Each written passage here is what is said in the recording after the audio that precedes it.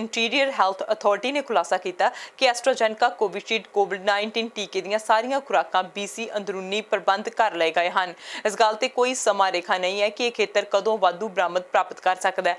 BC ਵਿੱਚ ਦਰਜਨਾਂ pharmacies ਅੰਦਰੂਨੀ ਟੀਕੇ ਵੰਡਣ ਦੇ ਯੋਗ ਹਨ। ਲੋਕ ਕੋਵਿਡ-19 ਸ਼ਾਟ ਲੈਣ ਲਈ ਤਿਆਰ ਹਨ।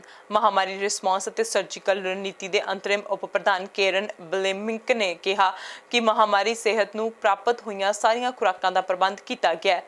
ਸੋਮਵਾਰ ਨੂੰ BC ਐਸਟਰਾਜੈਨੇਕਾ ਟੀਕੇ ਦੀ ਉਮਰ ਦੀ ਸਮਾਂ ਸੀਮਾ 40 ਤੋਂ ਵੱਧ ਉਮਰ ਦੇ ਲੋਕਾਂ ਲਈ ਘਟਾ ਦਿੱਤੀ। ਸੂਬੇ ਨੇ ਫਾਰਮੇਸੀ ਆਧਾਰਿਤ ਪ੍ਰੋਗਰਾਮ ਤੋਂ ਇਲਾਵਾ ਸਭ ਤੋਂ ਵੱਧ ਪ੍ਰਸਾਰਣ ਦੀਆਂ ਦਰਾਂ ਵਾਲੀ ਕਮਿਊਨਿਟੀ ਦੇ ਵਿੱਚ ਐਸਟਰਾਜੈਨੇਕਾ ਕਲੀਨਿਕਸ ਵਿੱਚ ਵੰਡਣ ਲਈ ਅਮਰੀਕਾ ਤੋਂ 75,000 ਖੁਰਾਕਾਂ ਪ੍ਰਾਪਤ ਹੋਈਆਂ ਸਨ।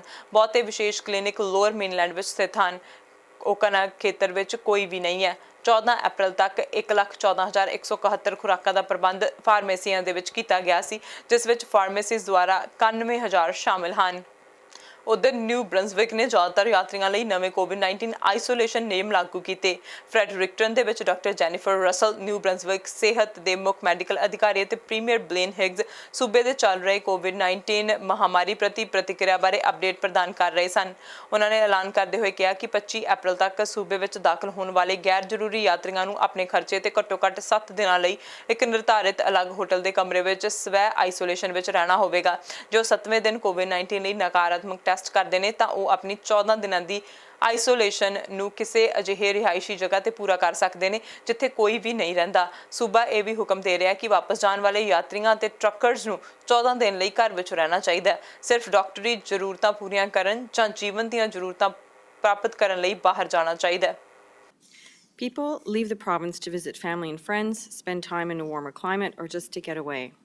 When leisure travelers return to New Brunswick, our mandatory order requires that they self-isolate away from others and submit to regular testing. It is very important that those who are required to self-isolate do so correctly, away from others in a separate dwelling so that the virus cannot spread through casual contact. But judging by the new cases of COVID-19 we are seeing and the patterns of infection that have emerged, this is not happening as consistently as it should. This is leading to new cases and new secondary infections in every region of our province. Right now, every region of the province except Zone 5, the Campbellton-Restigouche area, has at least one active case of COVID-19. 4 zones have 10 or more active cases. Until the majority of us have been vaccinated, unnecessary travel is simply too risky. If you do not have to travel, please stay home. If you decide to take that risk, against public health guidance and advice, we need to be sure that you are not putting the health of other New Brunswickers in jeopardy or our healthcare system. Premier Higgs will have more to say on this in a few minutes.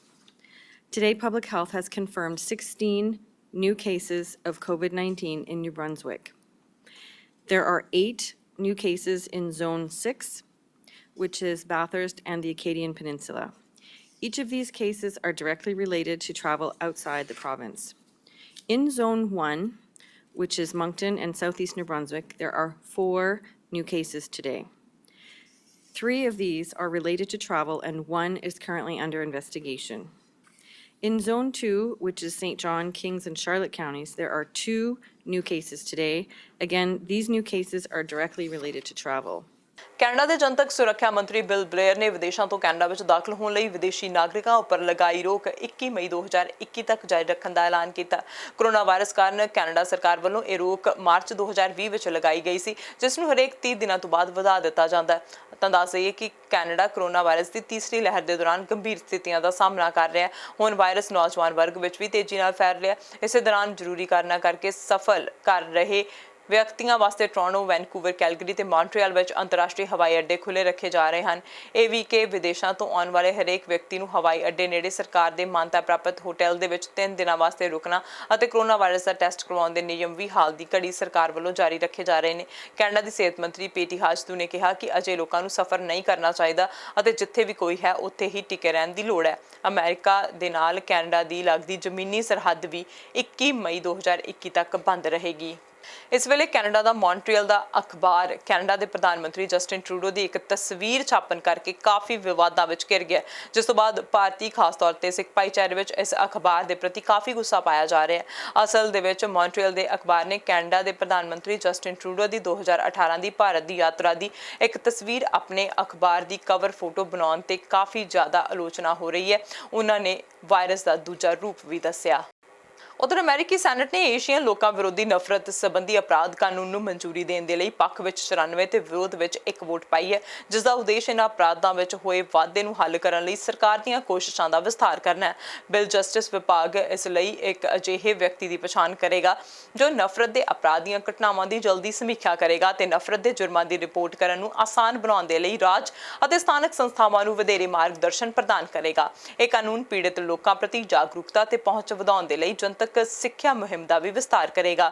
ਹਵਾਈ ਦੀ democratic senator ਮਾਜੀ ਹੀਰਨੋ ਤੇ New York ਦੀ Congress woman grace ਮੈਂਗ ਦੁਆਰਾ ਪੇਸ਼ ਕੀਤਾ ਗਿਆ ਇਹ ਕਾਨੂੰਨ ਪਿਛਲੇ ਸਾਲ ਏਸ਼ੀਆਈ ਵਿਰੋਧੀ ਅਪਰਾਧਾਂ ਵਿੱਚ ਵਾਧੇ ਦੇ ਵਿਚਕਾਰ ਆਇਆ।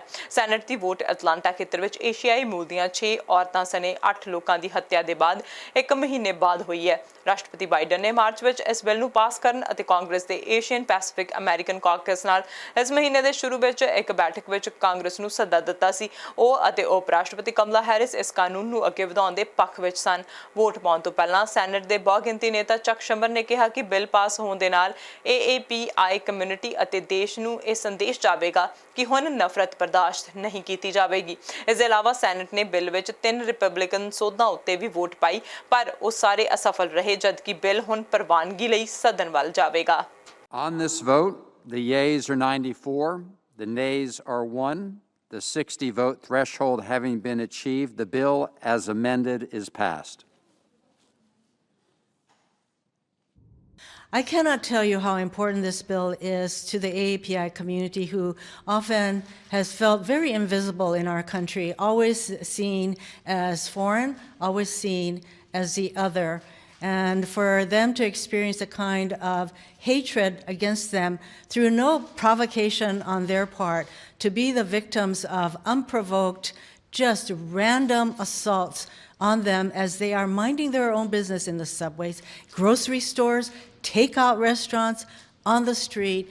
This bill, I would say, just as important as the substance of the bill and what we hope to do by gathering the kind of data we need, that as important as the content and substance of the bill is the message of this bill, that we in the Senate are going to stand with our AAPI community, and indeed any community that is discriminated against on the basis of race or any of the categories that you and I can think of. This legislation sends a dual message to our Asian American community.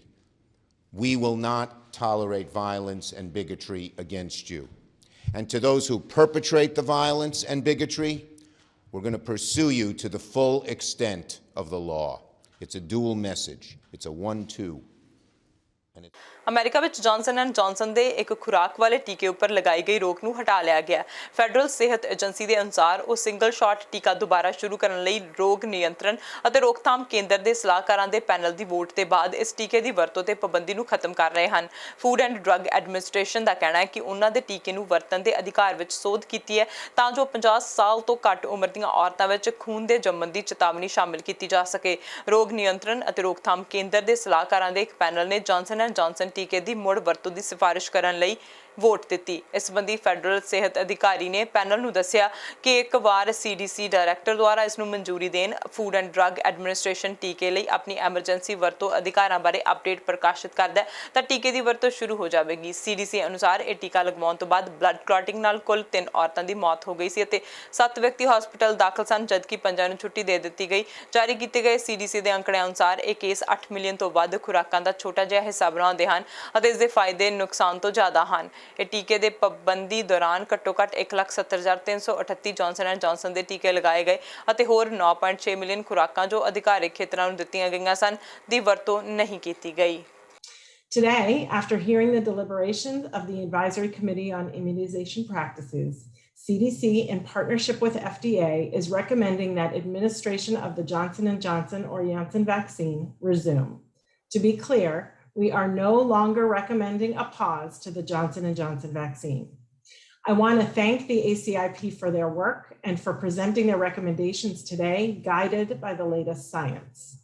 I support the ACIP's recommendation that the Johnson & Johnson COVID-19 vaccine be used for persons 18 years of age or older in the United States population under the FDA's emergency use authorization, and I have signed this recommendation. With these actions, the administration of Johnson & Johnson's COVID-19 vaccine can resume immediately.